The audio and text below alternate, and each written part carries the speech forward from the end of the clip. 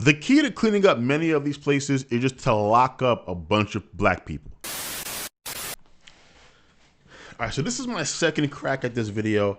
I was rambling for like 15 to 20 minutes before, and I stopped it because I didn't like it. I feel like I kind of lost the direction of the conversation because I was talking about Trump, him in D.C. and federalizing the different agencies to go in and taking over for the next, I think it's 30 days.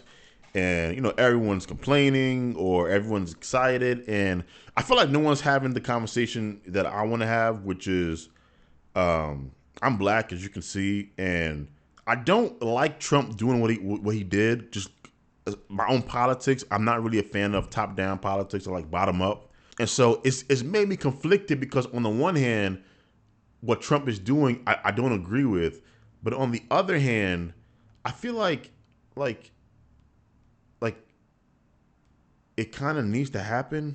And I'm glad that it's happening. I don't think people realize how bad a good number of black neighborhoods in America actually are, right? Like, this is particular to white liberals and the black elite. I don't loathe them really, but I just think they're so ignorant up to what's happening. The black elites are they're actually people that are they're worthy of me, of my anger, and for me to detest, because some of them actually do know because they grew up in these neighborhoods, or they would never step foot in these neighborhoods ever. So they constantly, are talking about police brutality and we need less cops and all this or that, knowing good and hell well they wouldn't step foot in these communities unless they were with a bunch of police officers. So that's why they get me mad.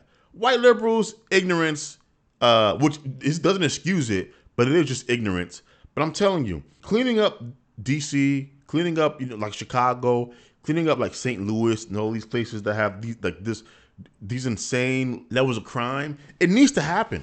Too many of the local leaders don't have the balls to do what needs to be done. And really, as I choose my words very, very, very carefully here, the key to cleaning up many of these places is just to lock up a bunch of black people. I know this sounds like coon stuff, and sure, a couple of you are going to call me coon this and coon that in the comments. I got you. But it really is the truth. If you look at the levels of crime that black people commit, when you kind of take into consideration the fact that we're only 13% of the population, it is a staggering number of crime to be committed by such a small number of people. And then when you take into account just how much of that crime is committed against other black people, it just makes you wonder, how could so many of you not want to do something seriously about this problem just because the people that are causing you so much pain are themselves black? But then when you talk to everyday black people, this is not the case. And this is where I wanted to get to with the Trump DC thing, right? When you talk to, everyday black folks, a lot of them are like, nah, yeah, we need more police. We need tougher police, right? They ain't really out here buying this whole police brutality narrative for the most part. I think they've done numerous studies that show that most black people, if they had the options to defund and decrease, maintain, or increase, black folks would rather maintain, increase it, and then last on that list is to defund and decrease, right? The people who actually live in these dangerous black neighborhoods, they have the opposite opinion of the, black intellectual class that get invited to CNN, they get invited to MSNBC, they have the Fox News to argue against these points that the people who actually have to live in these neighborhoods have on the issue, which is, nah, we want the police because we are afraid of these other black people. Is it a minority of black people? Of course it is. Is it a large minority in comparison to other minorities within other ethnic/racial groups? That is also true. We have a problem where we have a large minority of black folks that are out there, I would say, engaging in extreme antisocial behavior. But really the most violent ones, I think it's about 1%. I remember reading, if you go to any really bad neighborhood, city, town, and you look at, who's committing most of the murders and the assaults, it's usually like the same like 1%. They just do it over and over and over again. Thus why to get rid of that element, you just arrest them and you keep them in prison for long amounts of time. that's kind of the solution. And it's so frustrating because, again, I live in the South Bronx, which is not, I don't think it's as dangerous. I haven't looked at the stats in comparison to like D.C. I don't think my neighborhood is as dangerous as those neighborhoods in D.C., but it's one of the more dangerous neighborhoods in New York City. And it's just not a good place to live. And I'm more annoyed really at like the antisocial stuff than the actual danger. Like, I will say I don't feel like I'm in danger for the most part when I'm walking through the streets in the daytime, when I'm on my way to work, right? I don't feel like I'm in danger. I feel like I don't want to live here because, like, why is there shit on the floor? Why is there trash and garbage everywhere? It makes me sad and angry just to see the state of where I live, my neighborhood, just being 100%, right? But I don't feel like I'm in danger. But when you talk about those like Chicago neighborhoods and some of these DC neighborhoods and St. Louis and New Orleans, yes, it is actually dangerous. And I'm not projecting. You hear this from the citizens that live there, the black citizens, about how dangerous it is. It ain't safe out here. Why you can't even be in your own backyard? It's sad because our neighborhood, they always say black on black crime. I don't understand. Black on black killing each other. For what reason? Now, too many of my people have been convinced that, the solution is to have these alternative measures to policing, which I think is like, that's like step 5. I mean, step 1 is to get down the crime and to lock up the murderers, right? Like, yeah, you had it right with the 3-strike rule back in the 90s. You that wasn't the wrong thing to do. It was correct. And so we need these things. And it just frustrates me to no end when people just lie and they get on these programs like the crime is going down and like, this is just about, most of these places that Trump talks about, they have black and brown mayors. And it's like, this is such a dishonest conversation. And numbers can't lie. I remember a couple of years ago, they were talking about like crime on the subway. I think it was like, sexual assaults on the subway. And in one year, there was like, I think maybe like 7 or 8 sexual assaults in the subway. And then in the next year, it might have went up to like 15 or 16. And then somebody wrote an article saying, oh my God, there's like this 30, 40%, jump in sexual assaults, which sounds super scary. But then you read the article and see the actual raw number and you're like, I mean, in a city of like millions, I think there are more than 5 million people that live in New York City. Again, still bad, but still like such a small chance of this happening to any individual woman, given the actual raw numbers, right? So someone could write a true statement about crime, about sexual assault going up by 30, 40% but it's still not an honest conversation, right? And the same way that happened back then when I was reading those articles, it happens in the reverse when we're talking about a decline in crime, where that's crime is going down. It's down in D.C. by 30% or 40%, whatever. Okay, well, A, what are the raw numbers, right? B, what was the crime numbers before the drop? Because again, just because y'all had an insane level of crime before, and it's gone from insanity to less insane, but still very, very a lot of dead black people. Citizens have a right to still say, yeah, we don't want to wait forever for how long this decline has to take for us to get to reasonable numbers. Hey, bring in the National Guard. I understand that feeling. And I guess that's really all I'm trying to say here in this video. I don't want to take too long. Is I just wish there was a more honest conversation about the feeling. Like, I saw the video of that black woman riding around saying that she feels so much safer because of what's happening in D.C. Finally able to chill at a red light with my window down, not worried about if one of them young niggas is coming.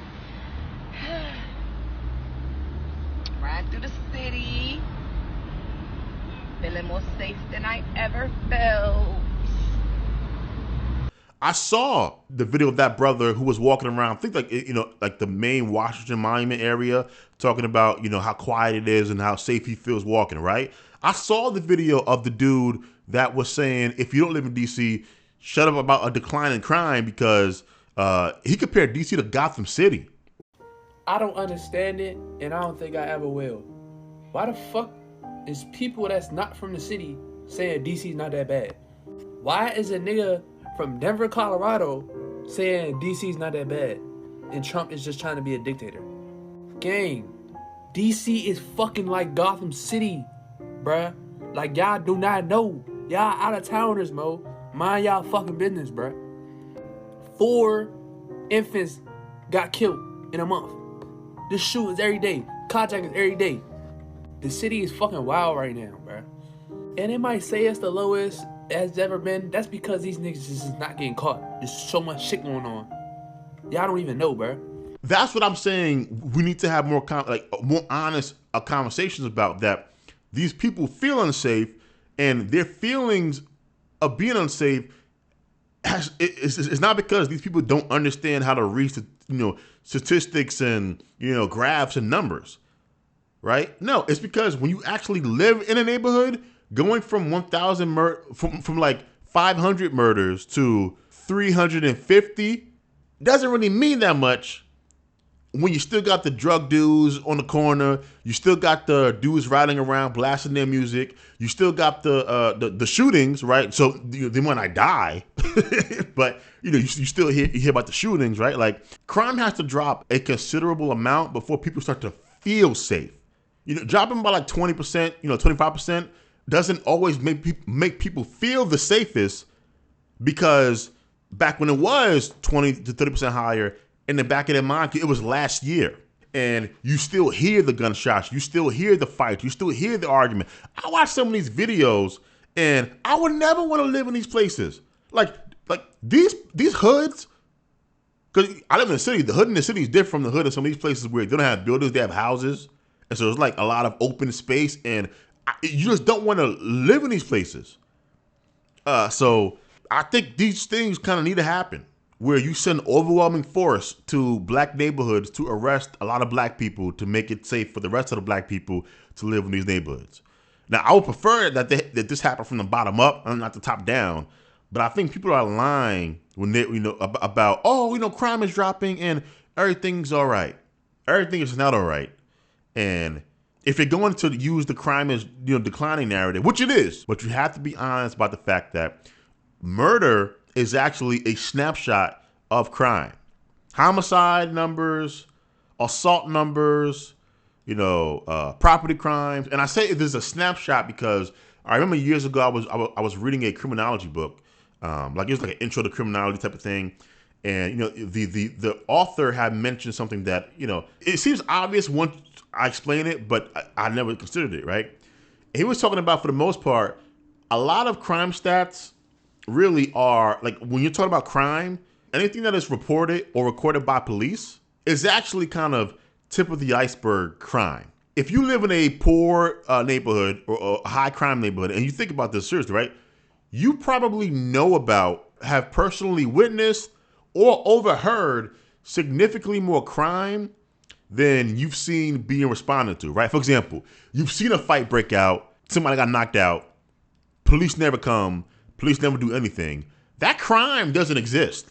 If you're basing your crime stats off of police, calls to a neighborhood or how many people are booked, whatever, right? Like, you have to kind of look at all of this when you're looking at crime and everything, right? And so what the book was saying was, any crime stat that you have is a tip of the iceberg. And so if you know anything about icebergs, above water, what you see is usually a small portion of the actual iceberg, which the majority of it is underwater. So if it looks, medium-sized above the water, it is huge underneath the water, right? And the author was saying you should view crime stats the exact same way, right? So if there was 400 assaults, there were probably 480 and 490, maybe more, right? That just they never make it on the radar because, and this is another problem, when you live in a high crime area, it unfortunately becomes kind of background noise too. People kind of mind their business. They don't really want to call the police because they don't want to get involved with the gangs in the local community. And it's, hey, put my hands down. I don't see anything. It's kind of like that. So you learn to live within this, what should be an unlivable environment and culture. That's just one more thing that I think people need to remember when they're talking about crime is declining and everything. Yes, the crime that was recorded seems to be going down, but these are all still a small subset of the iceberg, which is probably what the community is actually responding to. Because when you live there, you see the iceberg, versus when we're reporting about the decline and crime numbers, you see the piece of the iceberg that's above the water. Let me know your thoughts down below in the comments. Let me know what how you feel. Do you agree with me? Do you disagree with me? You guys know I love honest critique and and to hear your opinion. So feel free to share. I'm not going to bite. I'm very excited to see kind of what everyone thinks about what's happening in DC. So till next time, deuces.